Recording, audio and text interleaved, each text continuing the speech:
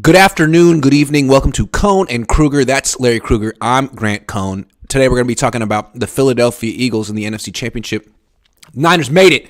First, though, we want to express our takeaways from this game yesterday against Dallas. Larry, what was your major takeaway from this win? Impressive win? Concerning win? What do you think? I just think any win that you get in the playoffs, take them any way they come. And whatever way it comes easiest is the best way to do it. I would say it was a good win. Why?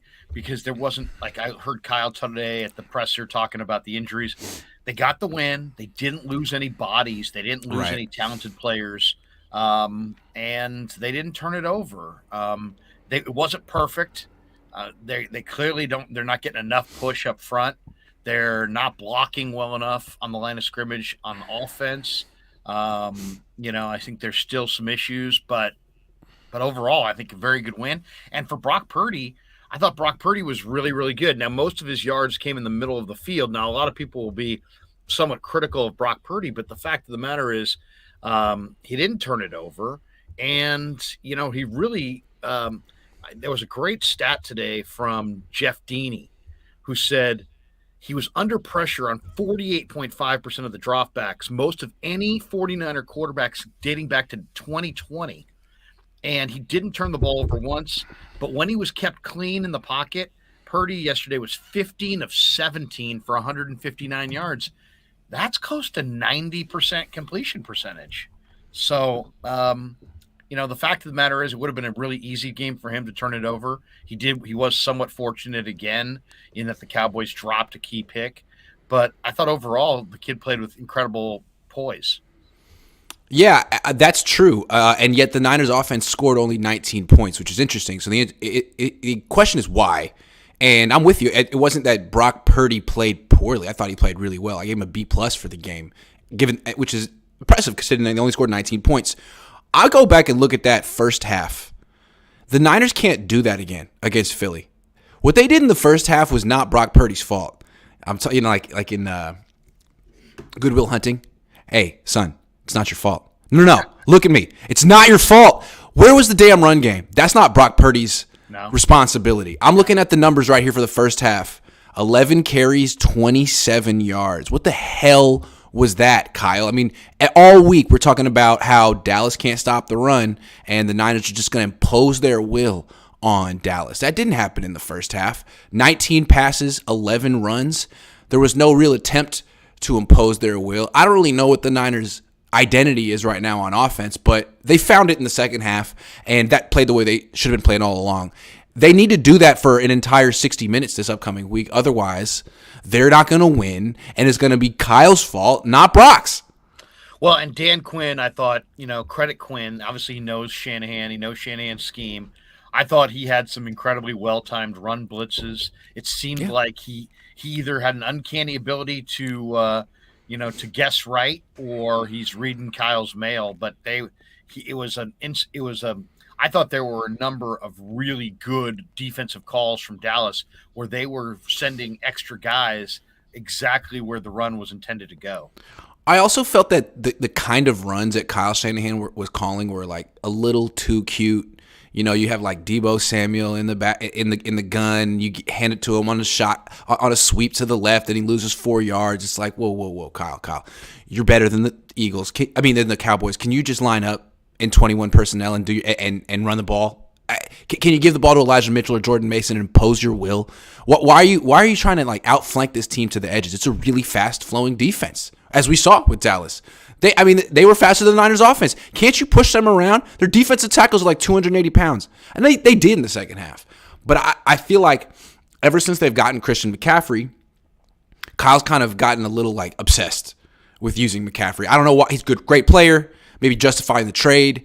But McCaffrey changes the identity of the offense. It used to be a physical, impose your will, run first team. Now they don't really get to that until maybe midway through the second quarter, third quarter, and it almost burned them against Dallas. Now, I'm not sure. I mean, the last game against Seattle, McCaffrey got 40 snaps and Mitchell had 14 snaps. It was more even in this game. Mitchell actually had 14 carries to McCaffrey's 10. McCaffrey had 16 touches, I think, to Mitchell's 14. Um, it might have been that more Mitchell oriented because McCaffrey may have been dinged up at the end of this game, and so that could have been why we saw a lot of Mitchell. But personally, I like using Mitchell to finish games, and I think you saw why. I mean, he's got great pick and slide. He's got great instincts. He falls forward. He doesn't fumble. He can take huge hits without fumbling. So I like the usage of Elijah Mitchell. But yeah, that doesn't answer the question of why could the Niners not get the run game going, and they haven't had the run game going really for a number of weeks now. I mean, No. they haven't really got it going. What was the last team they actually just ran at will over? I can't. It's been a while. I can't really think. Yeah, absolutely. And it's like when we were thinking, right? And when we were previewing this game against Dallas, I think a lot of people were dismissive of Dallas, and they said, "Well, Dallas can't stop the run." So yeah, you can't even compete with the 49ers if you can't stop the run. Well, they did stop the run until they essentially ran out of gas because they've been playing on the road for so long. But that's concerning. If a defense that's not statistically good at stopping the run can make a couple of schematic changes and stop the Niners' run game, what does that mean about this week against Philly? Because, again, they're vulnerable against the run. They have a great pass rush, 70 sacks. If the Niners come out pass first, one-dimensional, you're setting Brock Purdy up for failure. You got to help him out, Kyle, because he saved your ass yesterday. He kept this offense afloat while he was under pressure, under siege in the first half. You gave him no help. And finally, you figured out in the second half, that's not going to work against Philly. It won't. So I'd like to see, again, this was an interesting offensive performance. I don't knock Brock Purdy for it. I mean, he's not Patrick Mahomes yet, but he's doing a great job. He's managing the game, not turning it over, and creating a few plays as well. Kyle, dude, you're the run game guy. Come on. I have a bigger problem with punting from the 38 in the first half to pick up 18 yards. 18 yards. Going for it on a 4th and 9. Now, I realize it's 4th and 9, but how many times in the last month have the 49ers had an offensive play that accounted for more than 9 yards? A bunch. So you've got all these weapons, you've got all this money invested in McCaffrey and Kittle and Debo, and you're going to potentially – I realize the goal was to pin them inside their 20, pin them inside the 5 if you can. But ultimately, you gave up a chance. I didn't mind it yesterday against Dallas, though I didn't love it because I think Dallas has offensive, high-powered offensive capability. But let's get real going forward here. They can't get that conservative against offenses as explosive. They were playing for field goals, Larry. They were playing for field goals. I know. And it's more out of design than out of just like, hey, this is the way the game went. It was like, hey, you know what? Go for it on 4th and 9 there. I'll say this. They got away with it in this game, but the Eagles have the kind of offense, and so does Kansas City, and so does Cincinnati, where if you get into a game and you get too conservative, either, throwing away two or more possessions in a 10-possession game, expect to get run over in the fourth quarter again. So you're right. They were extremely conservative. I'm going to give Kyle the benefit of the doubt and say that his game plan was, let's just let Dak lose the game. Yep. I'll give him the benefit of the doubt. Maybe he was like, you know what? Let's not lose it on offense. Brock, don't turn the ball over. I don't know. And Dak will Dak it up, and he did. That game plan will not work this week. I mean, the Philly, at least what they've been this year, is a team that doesn't beat itself. Dallas beat itself, and the Niners allowed them to, enabled them to their credit. But that's not going to get it done this week. The Niners have to go into Philly and take it from them. And they're going to have to play great on offense, defense, and special teams. And I can't remember the last time the Niners did that. It was the Tampa game, Miami game, month and a half ago. They can do it, but Philly did it last week. I just watched that game again. Holy shit. 28-0 fast. I mean, come on. They look great. The Niners can't afford to have this little whatever they called that in the first half against Dallas. Can't do that anymore. Can't do that. You got to come out ready to go. Well, and I think you're right in that Dallas. The Niners put a cleaner game than Dallas. Dallas was Yes. -1 in the turnovers, and you could have banked on it. And look at the Niners won the time of possession, and Yep. Dallas had more than twice as many penalties.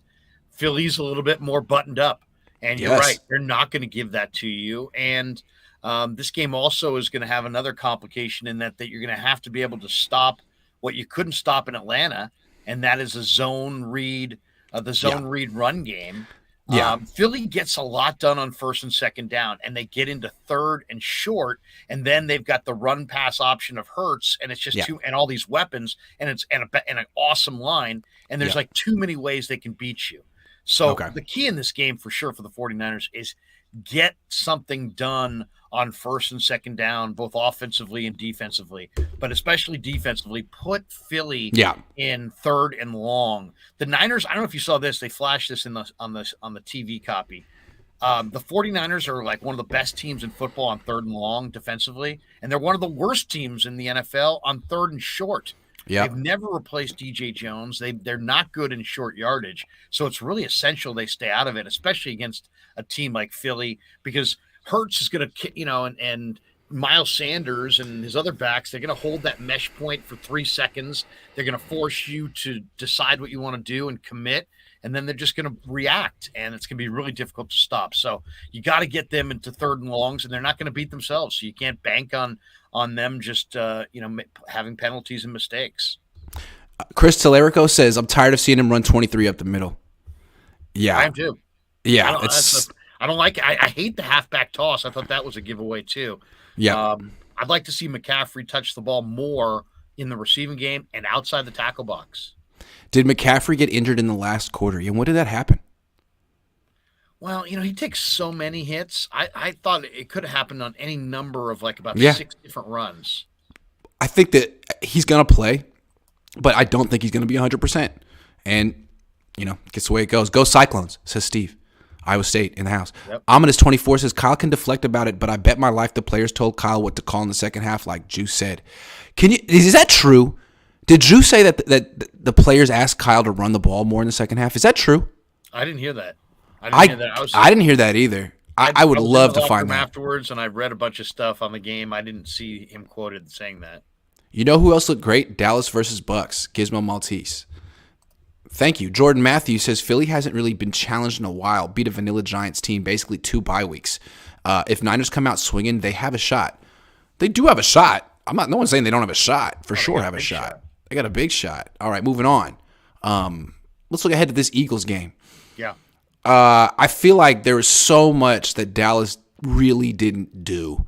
They really didn't test. They showed a couple things, but you mentioned it a minute ago. The zone read. Let's start right there. The zone read run game. That's something that Dallas did at the end of that one drive. Dak Prescott had the run to the left. Dalton Schultz blocked no one. Should have been a touchdown. Dak's not as fast as he used to be, but the Niners have a really great defense. It's a fast-flowing defense. It's a see ball, get ball defense. And the best way to slow them down is to play, misdirection and assignment football. It's what Kansas City does to the 49ers, and it's what the Eagles are going to do to them too. All of a sudden, Dre Greenlaw and Fred Warner have to watch the play, and you can't just use your instincts. You have to really, what's your assignment? You have to be disciplined and patient, and it's not what the Niners want to do. They don't want to read anything on defense. They want to go get the damn ball. So this is tough for them. Very tough. Very tough. I think actually the Atlanta game is the recipe for how to beat the Niners. Now, granted, the Niners didn't have a full contingent of players. They had a bunch, but neither did Atlanta. It's freaking Atlanta, right? But Atlanta had a good offensive line, and Yep. Atlanta didn't have much. And No. when you're looking at the Niners and their weapons and scoring 35 a game, I guarantee you, Sirianni and his coaching staff are looking at this going, "Hey, we got to play extreme ball control. So get something done on first and second down, and then let's get super hyper conservative on third down, and let's put all kinds of pressure on them with Hurts and these read option runs. And sometimes he'll keep it, and sometimes he'll hand it, and we'll dominate the time of possession, and we'll win this game in the second half by just dominating the time of possession, tiring out their defense, and letting our big physical dominating offensive line take control late. If I'm them, that's my game plan. So how do you stop that? How do you stop that? The key is you're going to have to be more aggressive and take more chances defensively and dare them to throw the ball instead of doing what the Niners did in this game, allowing a lot of, completions in front of you. They need to challenge the Eagles at the line of scrimmage and not give them easy yards on first and second down and not allow them to rhythmically get into all these short third down situations. If they do, I mean, there's two ways you can lose by challenging them and they go up top over your head, or you can lay back and let them, ball control you to death. I'd much rather lose the first way. I'd much rather challenge them and have them throw a ball over my head than sit there and let them dominate the ball for 40 plus minutes and just wear you down with the dominant offensive line they have. Yeah, what's actually interesting about this matchup to me is that the Eagles are much more committed to running the ball than the 49ers. The Eagles run the hell out of the ball. Their quarterback runs a lot. They're 3 deep at running back. Miles Sanders is really good. Boston Scott is good. Kenneth Gainwell's really explosive. They really run the ball. So if Kyle, again, comes out pass first, messing around, Philly won't. Philly will impose their will right away. And they have the best center in the league, the best right tackle in the league. Their left tackle's like 7 feet tall. Not really. He's huge. Jordan Mailata. I mean, that offensive... they're huge. Emma's great. He's a terrific player. Yeah. So it's going to be an interesting matchup. The Niners, a recipe, them winning involves them running well and winning the time of possession. That's not easy to do against Philly. Philly wants to run the ball. Philly's going to win the time of possession. So this could be a great matchup. I can't wait for this game. I mean, I'm excited for this game for I think the matchups on the line of scrimmage on both sides of the ball are going to be incredible. And then I think the matchups on the perimeter are going to be incredible. I mean, how well is James Bradbury playing right now? I mean, really he's freaking big, well. He's fast, he's physical, he's a veteran, he's a Pro Bowler. He jumped that route. And, the Niners have been throwing this kind of lazy route, where they'll throw kind of lazily on these hitches and these within 5 yards of the line of scrimmage. And you do that against Bradbury, and he's going to jump that route, and he's not going to drop it. He's going to take it the other way. So they got to be ready for Bradbury jumping routes. They got to be ready for C.J. Gardner-Johnson. Darius Slay is better than all of them. You don't even go after Darius Slay. You leave him alone. Slay is they got 3 Pro Bowl caliber DBs. And does Chauncey Gardner-Johnson come down the slot? How do they use him? Well, that's what's so awesome. First of all, the Saints, damn the Saints. I don't know what the hell the Saints were thinking. And why couldn't the Niners have made that trade? But that's the greatness of C.J. Gardner-Johnson. He's like their Jimmy Ward. Yeah. He can cover like a corner, and he can hit you like a linebacker, and he really knows how to play, and he's super fast and super physical. See, that's why this is going to be they have 3 good – they can put Chauncey Gardner-Johnson in the slot. They got 3 good corners. They got 6 good pass rushers. If the Niners can't run the ball – Brock, good freaking luck, man. I mean, I love Brock Purdy, but Kyle needs to help him out in this game because he can't be Brock against the world. No. It can't be Brock against the world. And Javon Hargrave has had huge games. I mean, if you think Osa from UCLA, the D tackle who got in, no comparison. If you think he's good inside, I mean, wait till you see Hargrave. And then they got one more thing. Cox and Linval Joseph. I'll tell you the other thing. And Ndamukong Suh. I don't want to see the 49ers wasting a bunch of snaps running McCaffrey or Mitchell, for that matter, into the wall known as Linval Joseph, Fletcher Cox, Sue, Jordan Davis. Do not do that. Those will be giveaway runs. Those will be giveaway plays. That will get you nowhere and put you in 3rd and long. And they're going to have to be more creative than these 1st and 2nd down buck into the line between the guards. Really, I mean, they're not going to be able to just run A-gap runs and get to a 3rd and manageable. They're going to have to take more chances and be more creative. One more point about what the Niners are coming in to face. It's not just that Philly runs the ball well, does RPOs, stays ahead of the chains. It's not just that. They take shots down the field. A.J. Brown, Devontae Smith, and Jalen Hurts, he throws a deep ball like a young Russell Wilson. They will take shots. And one thing I was kind of not disappointed, but I noticed with Dallas is they did not at any point in that game challenge Talanoa Hufanga. It's like they didn't really do their homework. They went after Diamador Lenore, and to their own peril, Diamador's improving a little bit, but there was no attempt to try to bait Talanoa Hufanga in play action or go after him when he was in single high. I would think that Jalen Hurts and the Eagles will. And that's something that Talanoa's got to be ready for. He's played, I want to say, three good games in a row, but I think they're coming for him. That's one more. Oh, you're muted. You're muted. I don't know what happened, but just press the little thing.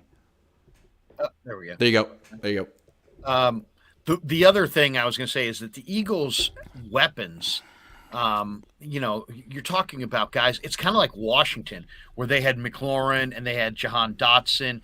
These guys don't just have the ability to make plays down the field. There's great ball skills there. CeeDee Lamb was really the only guy that had that ability down the field and had the ball skills. The Eagles have three guys like that. Goddard's now healthy. He looked great in this last game. A.J. Brown didn't do that one-handed touchdown. That one-handed touchdown catch he had earlier. Yeah. That was nice. That was nice. Devontae is a star. I mean, he's a small guy. I think the Niners will try to muscle Devontae. Sure. And try to intimidate him. And I think A.J. Brown's going to try to muscle the Niners. I mean, yeah. The Niners going to play disciplined ball. They're going to have to play with poise, the ball in the air. We did see, what was it, Lenore that got the PI down the field? Yeah, and he also gave up the long catch, but yeah, at least he didn't give a touchdown. Right. But to me, I'm a little concerned about Travarius. I feel like Diamador Lenore's confidence is soaring right now, as it should be. We don't give him enough. Diamador. Playing well. Doing great. Travarius. Yo, at the end of the game, there was that long throw to Gallup. He was open. Travarius Ward was in coverage. Dak missed the throw. That could have changed the game. I feel like Travarius Ward has been on his heels a little bit since he got lit up by DK Metcalf. And now he's got A.J. Brown, who's better than DK Metcalf. Not coming to town. The Niners are going to their town. That's going to be a big matchup. I want to see Travarius Ward play better in this game. They say the weather is going to be pretty good. It's going to be like they're saying 47 degrees, sunny day. Beautiful. It won't be, as bad as it could be. But yeah, I mean, to me, I think also this game's a lot about the Eagles have a little bit of the Ravens in them in that they're kind of a bully. They're kind of a bully team. If you stand up to them and you take a lead on them and you kind of dictate to them, I think you get a totally different performance. You force Hurts to make throws. He's much better when he has play action, and it's true. And they love to establish the run. If you don't let them establish the run, or you could get a lead, I think that's the best way to take away their run and their balance. I like the comparison. I will say though that I like Jalen Hurts a lot better as a quarterback than Lamar Jackson. I feel like Jalen Hurts is a better thrower than Lamar Jackson, and Lamar Jackson is a better runner than Jalen Hurts. But Jalen Hurts is still a damn good runner. So I like way better receivers. Yeah, and maybe it's not Lamar's fault. Maybe it's Greg Roman's fault. But in Baltimore, they never use their wide receivers. They don't even have wide receivers. In Philly, they have monster wide receivers. So I don't know. Maybe Lamar Jackson could do what Jalen Hurts did if he was on this team in this scheme. But I like this team in this scheme a whole lot better than what they're doing in Baltimore. Did they fire Greg Roman yet? Is he still there? Yeah, he's out. Good. Goodbye. Mr. Rudy Poo says, who is essentially Greg Roman, I think we have too many people downplaying this Eagles team. Most, including me, thought they were going to be one and done. Be careful. Be careful. I totally, I don't know who you're talking about because, in my opinion, now I'm strictly looking at things personnel-wise, I think them and the Niners easily have the best personnel in the conference. Agree. Shreddy Murphy says Jordan Mason down their throat. Sure. Andre Nicotina says, Philly looks like the Ravens of 2019. Thoughts? He just said it. Agrees with you. Yeah. Pass protection and push off the line is glaring. Yeah, the offensive line got pushed. I mean, wow. I feel like the offense. We know what the offensive line is. It's an overperforming, well-coached unit with a great left tackle. When they go against some premium D lines, what do you expect? Hey, when Micah Parsons eventually goes in the Hall of Fame, what clip in his highlight reel will be the Mike McGlinchey play? Yeah, seriously. Holy shit. He's like parallel to the ground. Holy shit. I mean, I'll say this, they neutralized Parsons. I mean, Parsons had one hit on the quarterback the entire day. One hit. Yeah. Yeah. Sure. So Mike McGlinchey, you can tell people that in 20 years, but at the same time, people are going to be watching that clip the rest of their freaking lives, and that's going to define Michael Parsons and Mike McGlinchey's career. I'm so sorry, but he can tell people he played well in that game. You did, Mike. Pass protection got you.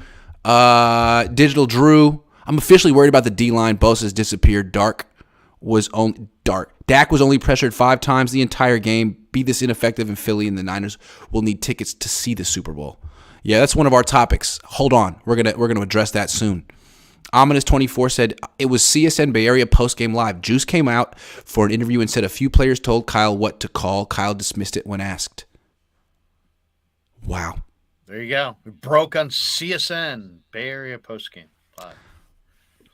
That's very interesting to me because Kyle, I thought, was too cute, and he needed his players to come and be like, hey, what the hell's going on out there? Can we play our brand? That's what Kyle Juszczyk likes to talk about, right? 49ers football.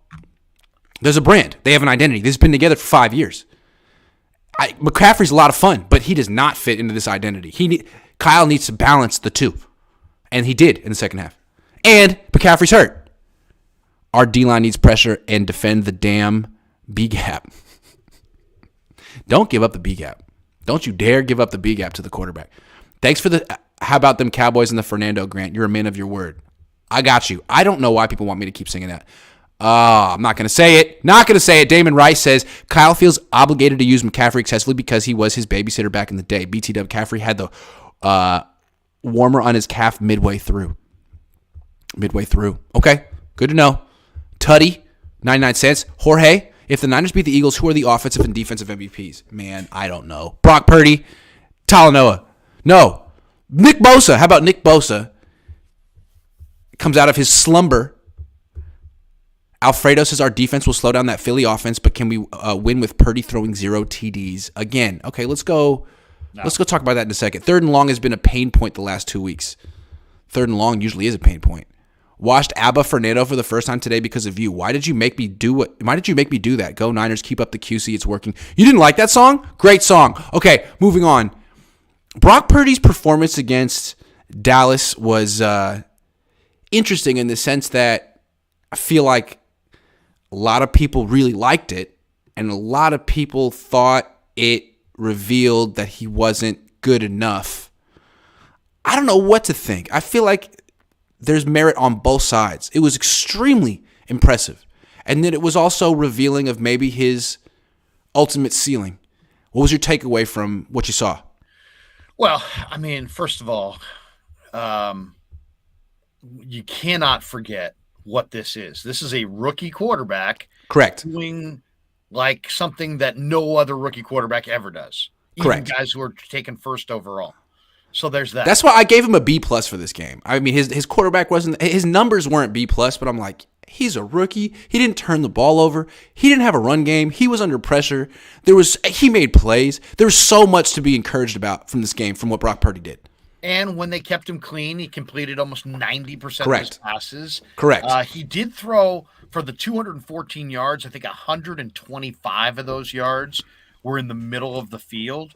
So get ready for the Eagles to, break late into the middle of the field. If it comes down to break in or break out, they're breaking in. Of course. Be anticipating those routes, and they're going to try. Bradbury and others are going to try to jump those routes. But still, 19 of 29 for 214. Usually in the playoffs, when you dial up pressure on a young player, they fold a little bit or they feel a little bit of that pressure. There's at least 4 or 5 plays where they really succumb to the pressure. And that's if if just the playoff atmosphere. Then you introduce the kind of speed that Dallas has and how good, Quinn was with the run blitz on 1st and 2nd down runs, and getting to 3rd down. You're like, he's going to turn it over. He didn't turn it over. No. Turn it over. I mean, The 49ers had the Ray turnover. Otherwise, they're +2 on the turnover table, and Brock played with a lot of poise. And what I loved, and I heard Tim Ryan say it today, and he's totally right, some of Brock's best throws yesterday were the balls that he decided to just throw into the turf, to throw it away. It took Brock like literally 7 or 8 starts to learn what's taken Jimmy Garoppolo 7 or 8 years to learn. Oh, yeah, absolutely. Throw the ball into the turf and go to the next play. This kid's got it. I mean, I really was encouraged by it because it wasn't a stellar performance, but he stayed poised despite a ton of pressure and a ton of speed on the other side of the ball. Absolutely. The way I feel about Brock Purdy is that he's a damn good quarterback, a starting quarterback, not a backup, a damn good quarterback. And I'm not trying to be condescending. I never said that about Jimmy Garoppolo, ever. I always felt Jimmy was serviceable at best and that the Niners were carrying him. Purdy is way better than serviceable. He's a damn good quarterback. He can manage the game and make plays at the same time. Kyle said it today. The most impressive thing about what Brock Purdy does is how well he manages the game, doesn't turn the ball over, and still makes plays. It doesn't mean he's a great quarterback. And I think that's a high bar, but at the same time, look at what's left in the NFL right now. The top 4 teams. 3 great quarterbacks in Brock Purdy. And maybe Brock Purdy will end up being a great quarterback, but you're always, unless you have a great quarterback, you're searching for a great quarterback. And what you don't want to do is end up paying a good quarterback like he's a great quarterback, because that's what Dallas did. And you end up in a situation that's very bad. So right now, Brock, damn good quarterback, a bargain. Definitely the Niners getting a bang for their buck. But is he good? Is he great enough to win a Super Bowl? I guess we'll find out. Yeah, I mean, we don't know the answer to that question. We'll find out. He's remarkably consistent, though, isn't he? I mean, look. He's damn good. He is damn good. In the regular season, 13 touchdowns, 4 picks. Mm-hmm. In the postseason, he's now 2-0 with 3 touchdowns, no picks. Look at his numbers in college. They were really consistent year in and year out. Consistent in college. He completed 66% yesterday against this really fast Dallas defense, and almost 90% when he wasn't pressured. To me, what I love about him is that he's going to be pressured a lot, though, in the future coming up. Yeah, but he at least has Kyle's trust. And it's like, if Kyle's going to have a quarterback that he doesn't trust, the way he calls the game is totally different. If you're going to pay Shanahan $5 million a year to be your play caller and play sequencer, he sure as hell better trust his quarterback. Otherwise, he puts like a third of the playbook away for another day. So the fact that him and Brock, as Kyle says, see the game the same way, there's a trust there. He's more willing to let him throw. I mean, he let him throw in the fourth quarter when the situation called to run the ball, and he's like, you know what? We got to get a couple first downs. We'll throw it to Kittle. He trusted him to throw the ball and deep in his own territory in the fourth quarter of a playoff game. So, I mean, I like that. Just the fact that Kyle's got the trust in him. I like everything about Brock Purdy, but still, you have to admit that there is a stark difference between his skill set and the remaining 3 quarterbacks in the league. And that doesn't mean that he won't be their franchise quarterback, but it means that I'm not necessarily sold one way or another yet. I want to know. I want to see more. I'm not saying that Trey Lance is going to start week 1 next year, but I am saying that maybe you don't trade Trey Lance. Maybe you keep Trey Lance around and hedge your bets, because maybe this is the best of Brock Purdy right now. I mean, he's so polished. He's so mature. Maybe as time goes on, defenses become more accustomed to what he does. He'll come back to earth. I have no idea what's going to happen with Brock Purdy. But it did seem like there's only so much you can do with him compared to freaking Jalen Hurts.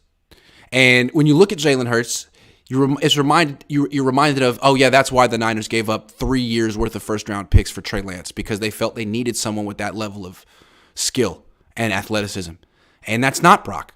Although he's really freaking good. He's really freaking good. But I mean, damn, Joe Burrow, Patrick Mahomes, Jalen Hurts. These are I mean, as talented a quarterbacks as you could possibly have. They can do everything. And Brock can't do everything necessarily. But I mean, neither could Joe. So we'll see. It's an interesting story. The only thing I'll say is that we need to seriously have a little perspective on this. Yeah. Talking about a rookie, 7th round rookie quarterback who has never lost a game. Right. Never. It's true. Not once. Right. Undefeated. He's an undefeated quarterback. He has more playoff wins than Dak Prescott. And he's a better quarterback than Dak Prescott. He is a flat-out better quarterback than Dak Prescott. I'll say that right now. You know, it's funny. Everybody's got their... So that makes him like a top 12 quarterback in the league right now, right? He's good. He's plenty good. He's easy. He's really, really freaking good. Yeah. He's really good. Rex Ryan. But again, I don't know if he can lead a team from behind when they need to pass in the 2-minute drill. Okay. He doesn't have Flacco's arm. He doesn't have that kind of a howitzer where he's like Mahomes, where if you get him Danny Gray down the field, here comes a 65-yard, missile. Yeah, he's not that kind of a player. But man, I'm not going to look the gift horse in the mouth. You got a 7th-round player who's 1 win away from being national news. He's 2 wins away from having his own fucking Disney movie. And he's never lost a game. But that's a great point. I want to stay there before we move on. I think we have to separate the sentimentality and the story of it from the reality. It's the greatest story of all time. It doesn't mean he's a great quarterback. Burden of proof's on him. We need more evidence. He needs to prove more. And the Niners are looking for a great quarterback. What the biggest mistake you can make in the NFL is committing yourself long-term to a good quarterback. It fucking ruins your franchise. Look at Denver. Look at Dallas. Look at Cleveland. And Arizona. All have good quarterbacks making $50 million a year. They're fucked long-term. If you can find good quarterbacks. Brock Purdy's a good quarterback. Trey Lance probably a good quarterback. Guys on rookie deals. Until you find the great one, you keep going through them. So Brock Purdy's got 3 more years to prove that he's great. I still want to see more. I'm not. Are you saying? Because neither of us can sit here and be like, Brock Purdy's a great quarterback. And what were people saying at this point after Kaepernick? They were saying, great. He was on the cover. Greatest of all time. Maybe the greatest of all time. But let's just say this on Purdy. Everything, he's very consistent. He's very solid. What you see is what you get, good and bad. I think his physical skill set, as he gets more in the NFL weight room, learns the system better, gets a little older, a little stronger, works on his body a little bit more, I think you're going to see him actually improve his athletic profile, and it's already damn good. And then the question is, can you make it to win in the NFL? You need to be the special quarterback, the Josh Allen, the Joe Burrow, the Mahomes, the Jalen Hurts. 2 things. Jalen Hurts. You have to be able to play from the pocket and succeed from the pocket, and then you also have to have athleticism to avoid the rush, evade the rushers, extend plays, and be able to make plays down the field. I think Purdy can do all of those things. Now, he doesn't have the big arm, but outside of the big arm, the guy has an incredible skill set. And I'll say this, the players who I think are sometimes the harshest, most severe critics, man, there's just a lot of them that are in his camp really I really like him. He's just a little small, and you saw it on the quarterback draw. Like, you can't call plays like that for him. Oh, yeah. That was a terrible call. You can't call that, but you can call that for Jalen Hurts. They called a quarterback draw in the game for Jalen Hurts. He scored a touchdown. You could call that for Pat. Those are big guys. Jalen Hurts can squat 1,100 pounds and has running back strength. Like Brock Purdy gets everything out of himself. I love Brock Purdy, but I'm sorry. Look at Jalen Hurts.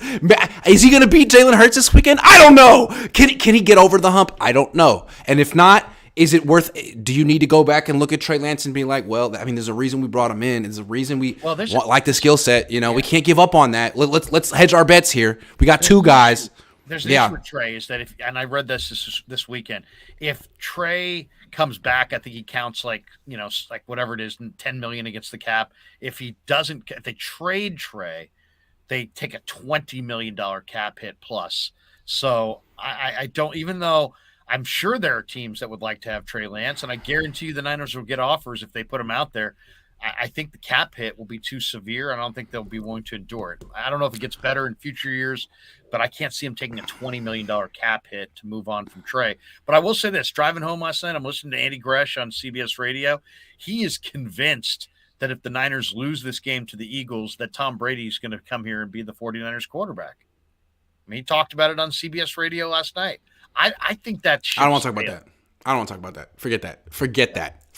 That is that's ridiculous. Anoop says Kyle has to come up with a killer script with early play action shot plays. Help Purdy by moving the launch point and attack Jalen Hurts on every play. Yeah, he does. Killer script. You got it. The Niners have to be at their best from the beginning of the game. And we're missing attack that mesh point Do not allow him to sit there and put the pressure on you. And, what am I going to do? What is he going to do? Do I have it? Does Miles Sanders have it? Attack that mesh point aggressively and make them make that decision quickly. And do it with Hufanga. His timing is awesome. Yeah, we're missing the outside run so much, says Carson Taylor. Well, the teams are kind of selling out to stop it. They're trying to set the edge on the Niners, and they could just impose their will between the tackles if they gave the ball to Mason or Mitchell earlier than the third quarter. Closing out on 3rd and long for the defense. Yeah. Okay. Yeah, don't let the quarterback scramble. Chris Tallarico says if the Niners lose, it will not be because of Purdy. He made the plays that were there, and when he needed to, B.A. didn't try in that deep shot. Yeah, I didn't like compare what CeeDee Lamb did on his deep shot to what Ayuk did on his deep shot. CeeDee Lamb he drew the penalty and made the catch. CeeDee Lamb's a better player than Brandon Ayuk. Brandon Ayuk's a damn good player, but CeeDee Lamb is really freaking good. And another thing, when Tony Pollard went down, that changed the whole game. Totally. Absolutely huge. Good that Purdy played a great D before another one. True. I don't know if Dallas is a great D, but they're a fast D. They are definitely fast. I'm terrified that McGlinchey has to go up against an Eagles D-line. If our O-line wins, we win. Well, they didn't win against Dallas, but the Niners won. But yeah, that's going to be a tough matchup. He's going to have to block Hassan Reddick. We will see. Will we see 21-22 Debo this year? No way we lose. I don't think so. I don't think you can just. No, I don't think that's going to happen. I didn't think he played well in this last game. Debo, I would like to see Debo and Ray. If you're going to run to the perimeter, run it to the perimeter with those guys. Ray! Can they bring Ray back in the offense, please? Stephen Pryor says, I have a feeling that Jordan Mason is going to be released on Sunday. Just seems to make sense with Phillies.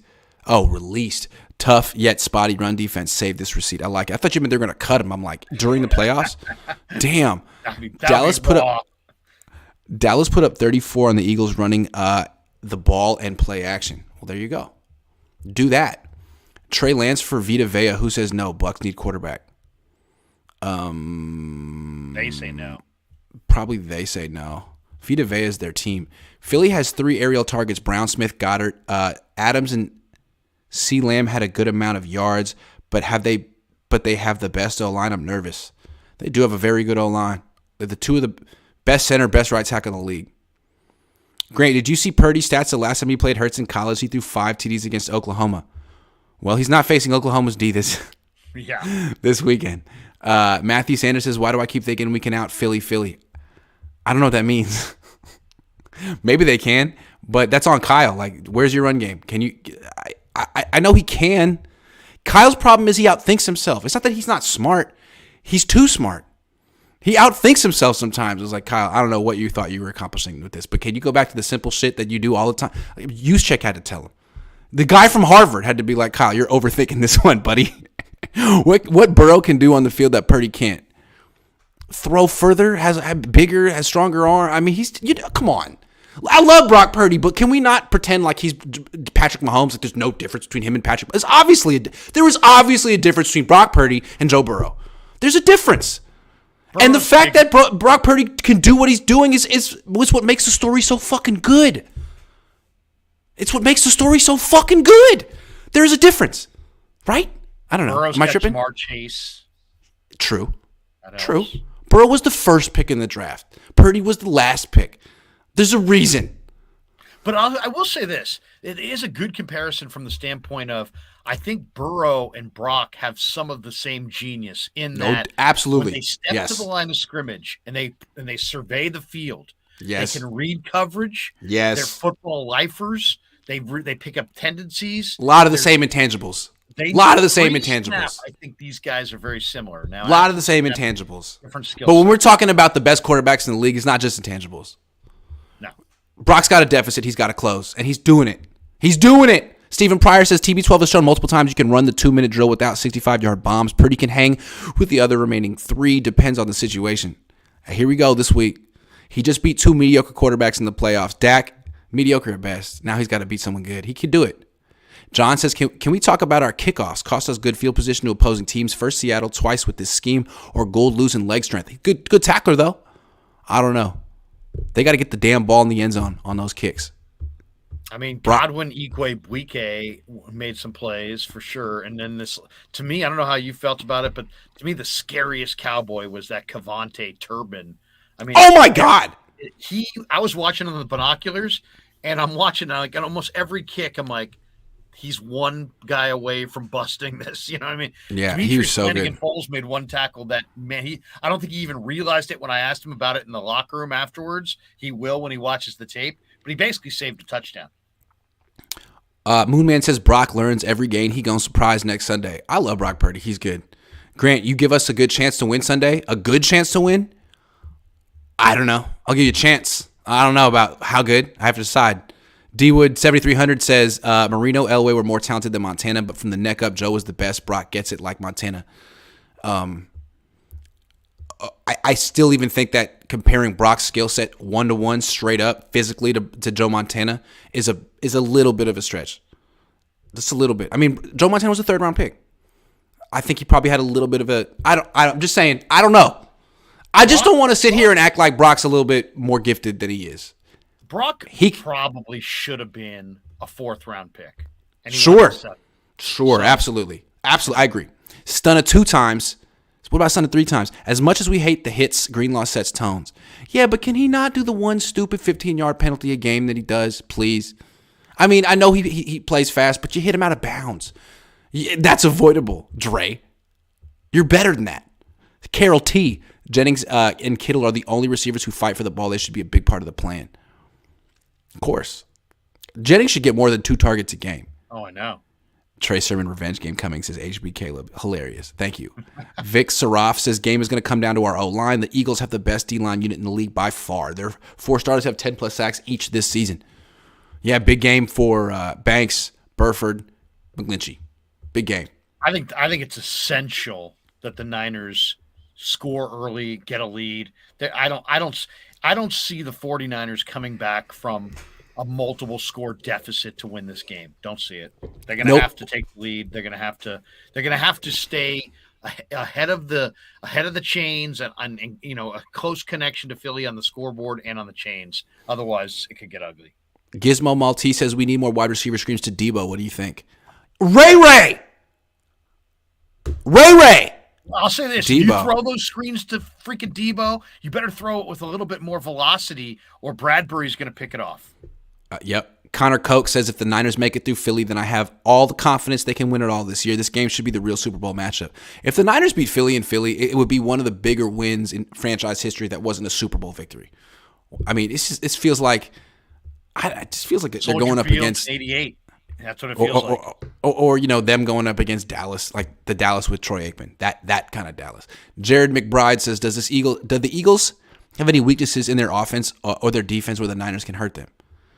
Sure. That's a good question. I think their linebackers are pretty ordinary, to be honest. Outside, I mean, Reddick is really quick and gets to the quarterback, but I think Kazir White and TJ Edwards can be powered, can be blocked. They're undersized guys. They're more mobile. They're not take on guys. I think if you you can out physical their linebackers.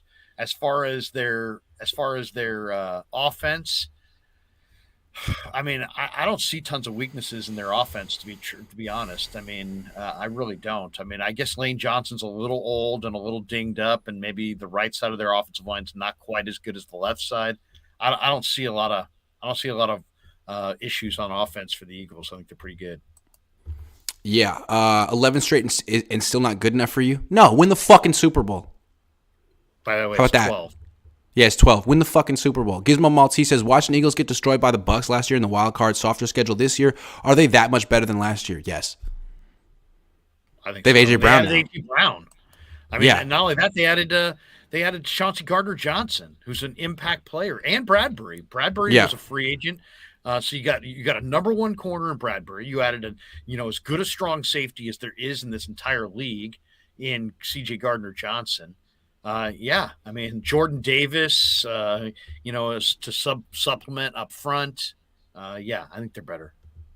Yeah, I think they're much better. Ertz is better. Yeah, our recipe to beating the Eagles is what the Commanders did earlier this year, running the ball and winning the time of position. Niners can do it. They can do it. But again, the Niners have turned themselves into a finesse offense. They're not the Commanders anymore. They don't have Brian Robinson. They have Christian McCaffrey, who's better than Brian Robinson, but like on the other end of the spectrum of running backs. But he hits on something here. Complementary football is absolutely demanded in this game. Niners needed to win the time of possession against Dallas, but it's even more important against Philly. Absolutely. Our recipe to beat got you, Matthew Sanders. I use passes up the run, lay it on thick, early deep shots, QB scramble slides to move the chains. Don't be patient. Steal the Philly game plan. Okay, be a run first team. So rediscover the old identity on offense. I love it. That's what the players told him to do. Listen to Kyle Juszczyk. Plus, that effort by Ayuk on that deep ball was BS. I agree. It was a BS effort. Tony says, Kyle Shanahan needs to attack the Eagles' run defense. They've given up almost 130 yards a game since week 14. We're better at running the ball than those teams. Are you? Don't run it inside. Are you? Yeah. I mean, yeah, show it. That's true, Grant. I don't even know if that's true. But if that is true, I would say don't run it against, Linval Joseph at the point of attack. Use some misdirection, get to the edges, run creatively. Don't just run it between the guards and hope that you're going to have success. I don't think it's going to work. Cedric Spears says, how is Philadelphia the big bad dog? Niner fans go back and look at their schedule. We got these dudes. Maybe. Whatever. Yeah. Cedric Spears just spent $5 to make himself feel better about this matchup. I don't know, man. I mean, we'll see what happens. Stephen Pryor says, final super chat tonight. Great show, Grant and Larry. Here we go. You can officially get BCB burgers at Levi's. Seriously, no egg or chicken included. I like the spirit, but I'll pass, though. I don't get it. I don't want an egg anywhere near my burger, by the way. Okay. You want an egg on top of your burger? I'm open-minded. Depends. It depends. All right. Do you think Nick Bosa is tired, injured, uninterested? What's going on? What is going on here? I'm not saying he's not playing well, but he's not playing like Nick Bosa. He's playing like Mick Bosa. What I see, Vic Bosa. I'm going to go to like last night. Man, last night was hard, right? It was a long game. Then I had to drive. Then I did the live stream. Then I tried to watch the game again. Then I had to get up this morning, do the radio at 9 When'd you go to sleep? I slept between 2 and 6. Yeah. I told my wife, do not let me lay here. You kick me, do whatever you have to do, get me up. But so today I'll get into the game a second time and look at some of the players individually. My sense of it from watching it again last night and watching on the binoculars is that Nick Bosa drew, Grant, I would say 2, maybe 3 penalties on the Dallas offensive line for tackling him, basically holding him, tackling him, whatever you want to call it. I think there were probably 5 other instances where I actually saw him held. So I just think he's getting involved in serial holding. I still think he's pressuring the quarterback. I still think he draws the combo blocks, the chips and whatnot. He may be getting a little tired. I don't think he's dinged up. He's moving really, really well. And I think he's playing the run better in the last month than he did early in the year. So to me, I'm seeing him held a ton. And I'll say this, if they don't start calling that, I mean, if I'm Shanahan, I'm making a huge deal about that to the officials in the pregame because you got to politic and argue for those calls. This guy's the premier guy. Everybody knows it. And you can't allow other teams to just hold him and bottle him up. Dallas literally tackled him 4 times. Figured out. I'm not moved. I'm not impressed. He's the best defensive player in the league. D'Amico Ryans has 11, a million interviews. He's the best defensive coordinator. He's the best defensive player. Figure it out. I don't know. It seems like it should be an easy fix. What do we got to do? What do we got to do for Nick Bosa to get him a sack, huh? All of a sudden we have to find ways. I mean, I don't understand what's going on here. He was the most consistent pass rusher in the league all year. Now all of a sudden he can't get a sack. Is he hurt? I think there's something going on. I think he's not right. It can't be 100% I would also, I mean, I'd go back and say, the last 2 games, just the last 2, the quarterbacks are getting rid of the ball on schedule and a little bit quicker than what we saw in the second half of the year. So I think they're trying everything they can from holding to getting the ball out quick to neutralize Bosa. And let's be honest, this is the risk of pouring all your cap into your D line is that all you can run up against a Drew Brees, a Tom Brady, and Aaron Rodgers. They get it out in 2.2 seconds, and suddenly all that money's neutralized just right there. So it's kind of the name of the game when you put all your money on your defensive line. I think it's possible that Nick Bosa wanted that sack record so bad. I mean, he was pushing so hard for the single-season sack record. He came up short. I think it's possible that he ran out of gas and that he is a little tired right now. Maybe he's a little banged up. I mean, they always say at this time of year, everyone's a little banged up, right? So everyone's a little less than 100%. But I think that record, that goal meant so much to him, and maybe he emptied the tank to get it. Maybe. I see him on the ground a little bit more than I remember coming into this year and earlier this year. So he'll bull rush. He'll get buried down into the turf. He gets back up because he's got a great motor. But, man, keeping your feet as a defensive player is a big part about being a great defensive player. I mean, that's part of the job is you got to keep your feet. Margaret Healy says, Grant, you got to fix your audio. You are so loud, I can barely stick around to listen, especially when you have a guest who is much quieter. Makes it almost unwatchable, and I want to watch. I'm sorry. The new microphone is in the mail. It's coming. Elf Killer says, as an Arizonan and a Vikings fan, I'm very excited to see what SF and Purdy can do and hope he comes back to Arizona for the big game. Storyline ending. It would be great. It would be incredible. Mike Koenig says, Hurts scares me. The Niners D has struggled against quarterbacks that can move and throw deep. The Eagles have a very similar defense, except they have better cornerbacks. We have better linebackers. The Niners do have the best linebackers. Yeah, I think that the Eagles should probably scare you a little bit, but maybe the Niners scare the Eagles. I don't know. It will be easier to run it on Philly. Will it? I don't know about that. They have a bigger D-line. Will it? Are you sure? If the Niners win the Super Bowl, Jimmy will have 3 rings. Hilarious. That's true. Hey. Clint, thank you. Any way we get Joey Bosa next year? No, but can they get freaking Drake Jackson on the field, please? What a bad decision. Glass City says Bosa had one priority this season, lead the league in sacks and get the bag. How many times can one guy admit he doesn't take someone seriously before you question his preparation, his ego? How many times can one guy admit he doesn't take... What? I don't understand what he's saying. Lead the league in sacks and get the bag. Yeah, that's what I'm saying. I think he emptied the tank to lead the league in sacks and get the bag. He's going to get the bag. He did lead the league in sacks, but he didn't break the record. And I feel like he's a little tired right now. Maybe I'm wrong. Sean says, Jalen Hurts is what Kyle wanted Trey to be this year. True 11-on-11 football. Trey will compete for the starting job next year. Jalen is the example. Yeah, I would think so. I don't know that Trey can become Jalen, but if he can, then yes, you want that guy. Stephen Pryor. No, what I meant was the Niners are literally selling a big chicken Brock burger at Levi Stadium. It is literally the name per SFK. Oh, good to know. Take advantage. Merchandise. Saul Goodman says agreed. NB grabbed his abdomen after a play as if in pain, bent down and took deep breaths. Definitely looked like he was dealing with something. Well, he did have that abdomen surgery coming out of college. I don't know. Larry, he had the intercostal strain or whatever. Right. It was serious. And Joey was dealing with that this year too. Larry is crazy. F-bomb Grant, 100%. F the Cowgirls. Okay. I had Jimmy Ward's tackle. I don't really talk about that. I want to talk about Nick Sirianni. Yeah. Is Nick Sirianni a clown? Because look, so. I watch these games and I can't believe how he acts on the sideline. And all I think is, man, if Kyle acted like this, we would not let him get away with it. I mean, it would be the story. I mean, that whole thing where, okay, first of all, the game is about failure and pain, and so I have no problem when the players celebrate. I've got no problem when the coaches celebrate. I think you should celebrate your victories and lick your wounds when you get beat.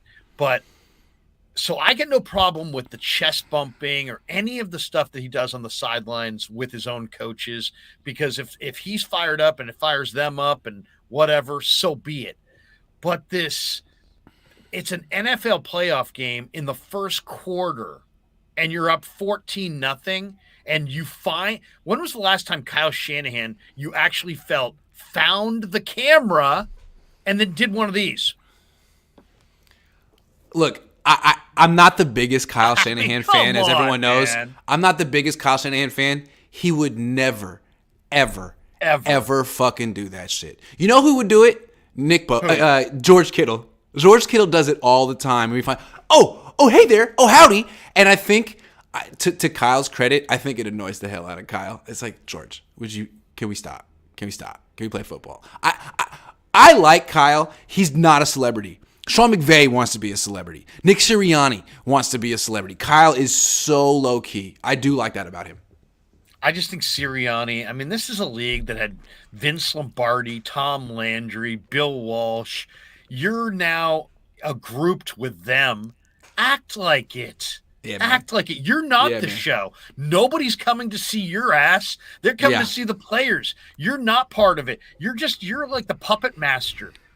To me, there's something that just rubbed me so wrong. And I saw some people on Twitter who were like, hey man, I thought that was kind of cool. I thought that was kind of refreshing. It's like, no, that's nothing refreshing about that. He's acting like an idiot.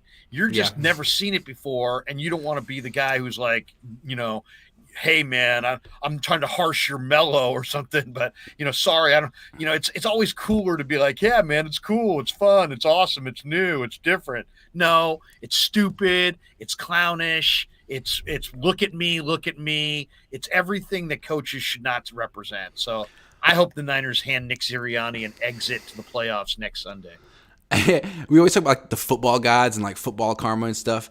Football is a very fluky game, and it's very brutal. And it seems like you don't want to be an affront to the football gods, and you want to keep your head down and be humble.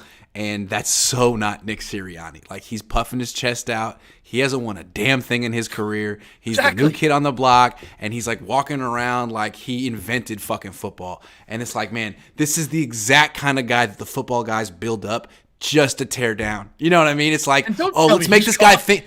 Let's make this guy think he's really special, just so we can embarrass him in the NFL. And I don't obviously believe in football gods, but you know what I mean? It just feels like he has it coming. He so has it coming. We've seen cocky, confident coaches before. Jimmy Johnson, Jim Schwartz, Barry Switzer, Jim Schwartz. Kirby Smart with Georgia. But Kirby Smart, as much as he's high energy, Jimmy Johnson, as much as he was, brash and loved to talk and would be great with a quote, he wasn't in the middle of a playoff game finding the camera and then like putting his face up like, yeah, I mean, what the hell was that? There was another soundbite too, like midway through the first half. He was down, I think, like on the field near the goal line, and the ref came up to him and was like, "You can't be here." He was like, "I know what the fuck I'm doing, man. I know what the fuck I could do." It's like, hey, man, yo, you're way feeling yourself right now. Like, take it down. Be a normal person. Yeah, I don't know. Because I was like, man, Kyle's a little arrogant. Like, not like that. Not like that. Do that. Oh my God. I mean, I would love. In fact, I may ask it myself. I may ask that question. What did you think, Kyle, of Nick Sirianni mugging for the cameras? Would you ever consider mugging for the cameras and putting your face out real close to the camera? You're going to get a long silence. You're going to get a long silence from Kyle as he thinks of a diplomatic awesome. way to answer that question. But yeah, Awesome I think answer. you know the answer to that. Alex says, why does Robbie Gould keep giving – it's Gould. He's been on the team for 5 years, and I still call him Gould. Why does Robbie Gould keep giving short kickoffs when obviously it's hurting the Niners? Does it have to do with an old, weak leg? It might be. I don't think it's a strategy. I thought Wisnowski had the stronger leg. Wouldn't you just prefer Mitch to just kick it out the back? Yeah. Smash 49, thank you. Niner Boss Talk says, I felt like Jimmy Johnson was a celebrity. Back in the day. Yeah, he was. He was on Survivor, Celebrity Survivor. Motivation Gaming says Niners can definitely run the ball. Eagles are ranked 16th defense against the run. That's going to be key to winning this game. Yeah, it's on Kyle. To me, this is on Kyle more than it's on Brock. It's on Kyle. Are you going to run the damn ball? More than it's on CFC. Yeah. Agree. Clint, do you think the Niners will win? And what is the final score? You know what? I'm going to make you guys. I'm not giving my prediction until freaking Saturday this week. No. Because I might pick them to lose. I just might. So the Niners have an edge in maturity, experience, coaching. Maturity? I don't know about maturity. Coaching? They do have an experience edge. The one thing you can say now, Brock Purdy doesn't have the experience, but the Niners have been now in 3 of the last 4 NFC championship games. They've also been to a Super Bowl with some of these guys. I think the 49ers have a distinct – I mean, Eagles have a core that has won a bowl as well with Nick Foles, but how many of those guys are still there from that team? I would say the 49ers have a little bit of an experience edge. It's just such an intriguing matchup because the Niners haven't lost yet with Brock Purdy, and the The Eagles have lost just once with Jalen Hurts. So both of these teams can come in feeling like they're juggernauts, like they're unstoppable. And you rarely get a matchup like that in the NFL anymore in the salary cap era. That's like when I was a kid. You would eventually get two freaking juggernauts playing each other. Now it's like which team is mediocre plus. That's how, like last year, the Rams winning the Super Bowl, they weren't a great team. Now it feels like we got two great teams in the NFC Championship. I can't freaking wait. I'm excited. It's going to be good. It's going to be really good. I think in some ways it might be the best four teams, especially after watching Buffalo and they're without Von Miller. And, man, Buffalo, their receivers look bad. Their running backs look bad. Their secondary look bad. They miss Von Miller. But if the Niners make it through Philly, we could get a Niners-Cincy rematch. I mean, wow, what a Twilight Zone thing that would be, right? If the Bengals go to the Super Bowl 4 times in their history and 3 of the 4 times they lose to the Niners. I mean, let's not get ahead of ourselves, though. Dodgers says, Huff has a bad tendency to miss easy tackles. Yes. Yeah, like, wrap up. Seriously, wrap up. On a stripe. Yeah. Do not slide off another tackle. He slides off of tackles in the backfield.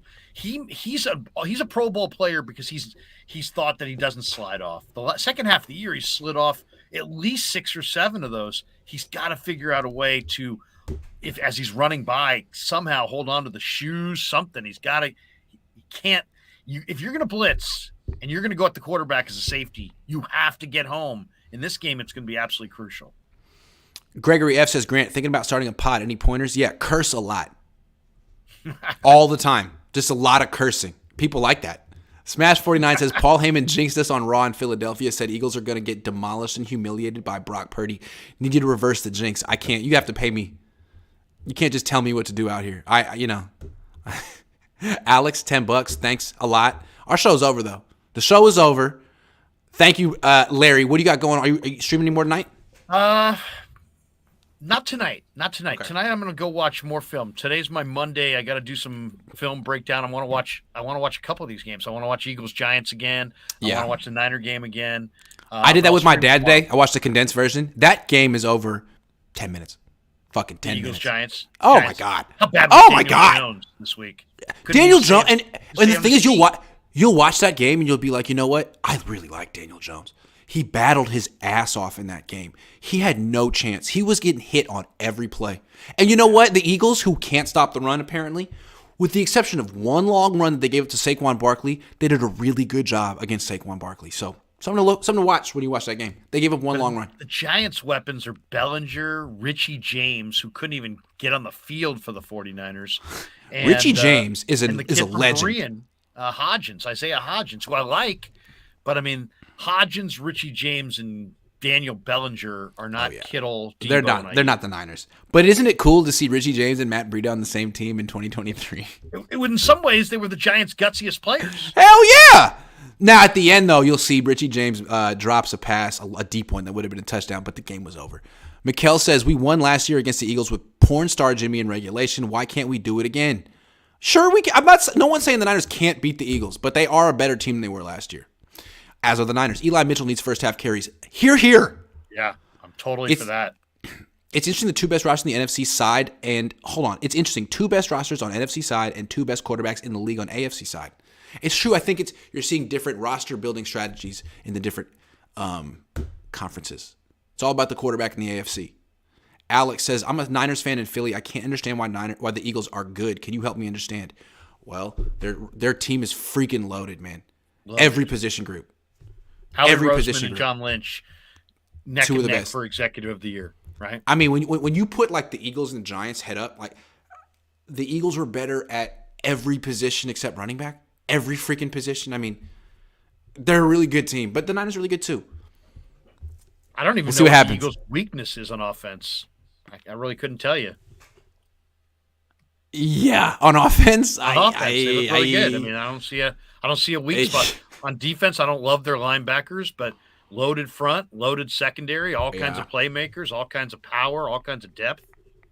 Yeah, the Niners are going to have to play better than they've played all season. If they win this game, it's not going to be like, oh, yeah, Eagles were frauds. It's going to be like, this was one of the most impressive wins in 49ers franchise history. So I'm looking forward to it. Kyle might pull it off. Brock might pull it off. See what happens. Larry, thank you I'm very much. yeah, I'm eager to see the Niners on the road, Grant. I Yep. kind of like the look of the 49ers on the road. I'm not sure why, but no, this is not your any road game. Tough environment for sure. But there's something about the 49ers going on the road. I liked it last year in the playoffs. I feel like they've got confidence more so than a lot of teams do on the road. I don't think they roll into Philly going, "Oh my God, we got no shot." I think they roll No. in with a lot of confidence saying we can get this done. So No, we'll they're an see. extremely confident team. So is Philly. It's going to be great. Can be good. Thanks, Larry. Good stuff, Thanks for man. watching, everyone.